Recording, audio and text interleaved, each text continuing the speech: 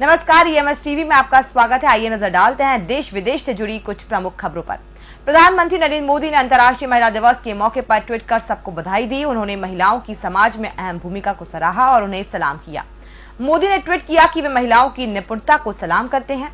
उन्होंने समाज में महिलाओं के अपरिहार्य योगदान के प्रति आभार भी प्रकट किया। साथ ही नरेंद्र मोदी ने महिलाओं के विकास के लिए सरकार की योजनाओं का भी जिक्र किया। उन्होंने कहा कि बेटी बचाओ बेटी पढ़ाओ से लेकर बेहतर स्वास्थ्य और शिक्षा सुविधाओं तक उनकी सरकार ने दृढ़ता दिखाई है। केंद्रीय मंत्री प्रकाश जावड़ेकर ने राहुल गांधी पर निशाना साधते हुए आरोप लगाया कि वो इस तरह की धारणा पैदा कर रहे हैं कि देश में तानाशाही जैसे हालात हैं।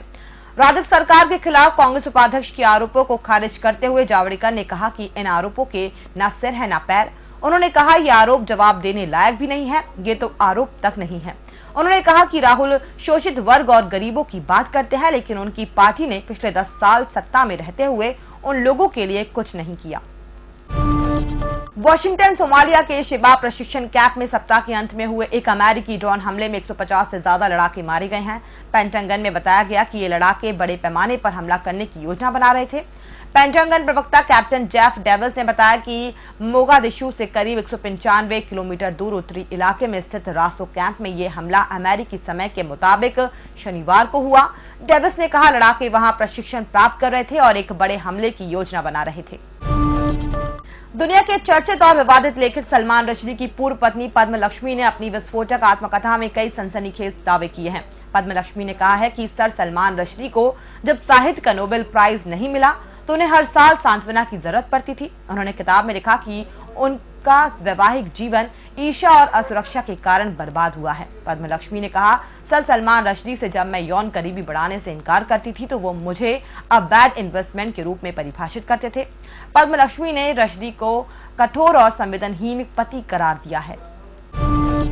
महिलाओं ने अपनी शक्ति का जबरदस्त नमूना पेश किया है। सरकारी विमानन सेवा देने वाली एयर इंडिया की विश्व की सबसे लंबी उड़ान का संचालन केवल महिलाओं ने किया है।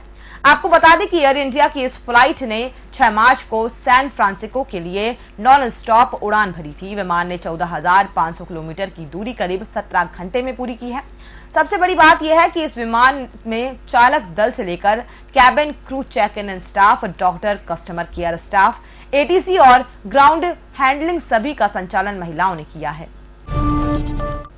रूस की 28 वर्षीय टेनिस खिलाड़ी और 5 बार की ग्रैंड स्लैम विजेता मारिया शारापोवा ने एक बड़ा खुलासा किया है। शारापोवा ने बताया कि ऑस्ट्रेलियन ओपन के दौरान वो ड्रग टेस्ट में फेल हो गई थी, जिसके बाद उन पर करीब 2 साल तक का प्रतिबंध लग सकता है। ऑस्ट्रेलिया के स्पोर्ट्स डॉक्टर पीटर ब्रूकनर ने बताया कि शारापोवा प्रतिबंधित मेल्टोनियम दवा लेने के चलते ड्रग टेस्ट में फेल हुई हैं। शारापोवा इस दवा को स्वास्थ्य कारणों के चलते पिछले 10 वर्षों से ले रही हैं। ये दवा डायबिटीज और लो मैग्नीशियम के इलाज में इस्तेमाल होती है, लेकिन वर्ल्ड एंटी डोपिंग एजेंसी ने 1 जनवरी को ही इसके सेवन पर रोक लगा दी थी। भोपाल के माध्यमिक शिक्षा मंडल की 12वीं के पेपर में जातिगत आरक्षण संबंधी प्रश्न से नया विवाद खड़ा हो गया है। हिंदी विषय के प्रश्न पत्र में निबंध लेखन में एक विषय जातिगत आरक्षण देश के लिए घातक दिया गया था। आरक्षित वर्ग ने इस प्रश्न पर विरोध जताया है। उन्होंने प्रदेश में कई जगह प्रदर्शन कर जिम्मेदारों पर FIR दर्ज कर गिरफ्तार करने की मांग भी की है। उत्तर प्रदेश के स्कूल शिक्षा राज्य मंत्री दीपक जोशी ने भी ऐसे प्रश्न को गलत बताया है। हालांकि उनका कहना है कि उन्होंने प्रश्न पत्र नहीं देखा है। मध्य प्रदेश के मुख्यमंत्री शिवराज सिंह चौहान ने सोमवार को धर्म नगरी हरिद्वार पहुंचकर भगवान शिव की आराधना की। कनखल के हरिहर आश्रम शिवराज सिंह चौहान ने जूड़ा अखाड़ा के पीठाधीश्वर आचार्य महामंडलेश्वर स्वामी अवधेशानंद गिरी से आशीर्वाद भी लिया। सीएम शिवराज ने कहा कि वो यहां जूना पीठाधीश्वर स्वामी अवधेशानंद गिरी के सानिध्य में शिव की आराधना करने के लिए आए हैं। बॉलीवुड अभिनेता सिद्धार्थ मल्होत्रा, आलिया भट्ट और Fawad Khan starrer film Kapoor and Sons में एक गाना खास तौर पर प्रमोशन के लिए तैयार किया गया है।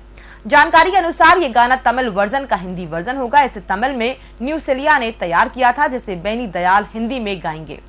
फिल्म की डायरेक्टर शकुन बत्रा ने कहा, ये फिल्म ऐसी नहीं है जिसे हमें 7 गानों में समेट सके। बॉलीवुड के जाने माने अभिनेता आर माधवन का मानना है कि उनकी पत्नी शाहरुख की सबसे बड़ी प्रशंसक है। आर माधवन ने कहा, मैं शाहरुख का केवल प्रशंसक हूं, लेकिन मेरी पत्नी शाहरुख की सबसे बड़ी प्रशंसक है। मुझे याद है जब हमने उनसे पहली बार मुलाकात की थी, तब वो मेरे साथ खड़ी थी और वो काफी घबराई हुई थी। आर माधव ने बताया कि ये जानने के बाद उनकी पत्नी शाहरुख की बड़ी प्रशंसक हैं। उन्होंने उनकी पत्नी पर अतिरिक्त ध्यान दिया। और फिलहाल इस बुलेटिन में इतना ही। और भी खबरों के लिए आप बने रहिए www.emstv.in के साथ। और इसी के साथ ही आप अपने स्मार्टफोन पर गूगल पे में जाकर EMS TV